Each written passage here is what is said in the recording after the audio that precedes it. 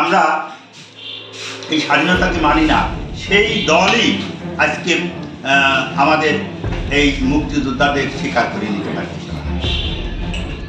যার কারণে আজকে আমাদের মুক্তিযোদ্ধার কবরের উপরে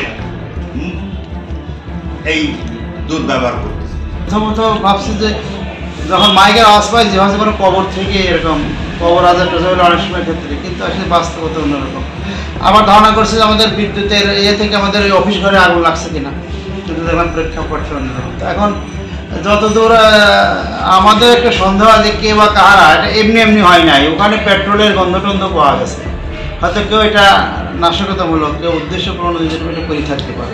এরা জোর করে নাই, বরঞ্চ কমিটির সঙ্গে বসে ফাইনাল করে নিয়ে টাকা পয়সা দিয়ে এরিয়াটা নিয়ে টাকা নিয়ে তার করা হয়েছে, বুঝলেন। এখন যে এই নাশকতা কাকে বলবো, হয়তো যারা স্বাধীনতার বিপক্ষে ছিল যে শক্তিটা, তারা ছাড়া এই করবে কারা, যারা এই স্বাধীনতা মানে না, মুক্তিযুদ্ধ মানে না, তারাই। আমি ওই ফজরের সময়ে মাইকেই ওইটা শুনছি, ফার্স্ট অবস্থায় শুনতে পেলাম মাইকে অ্যালাউন্স হচ্ছে যে কবরস্থানে আগুন লাগছে। তো আমি একটু প্রথমে আশ্চর্য যে কবরস্থানে তো আমাদের তো কবরস্থানগুলো খুব পরিষ্কার রাখি সবসময়, ভালো হতেও পারে এখন শুকনোর সময়। তো এটা প্রথম ধারণা।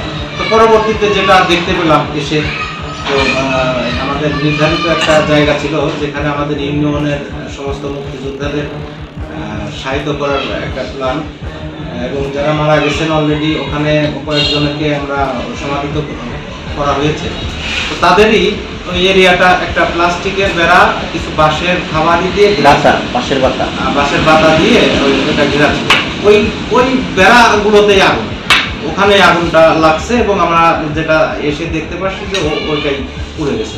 তারপরে যেটা সেক্রেটারি সাহেব বললো যে লোকজন এসে ভাবে এটা নিভাই গেছে।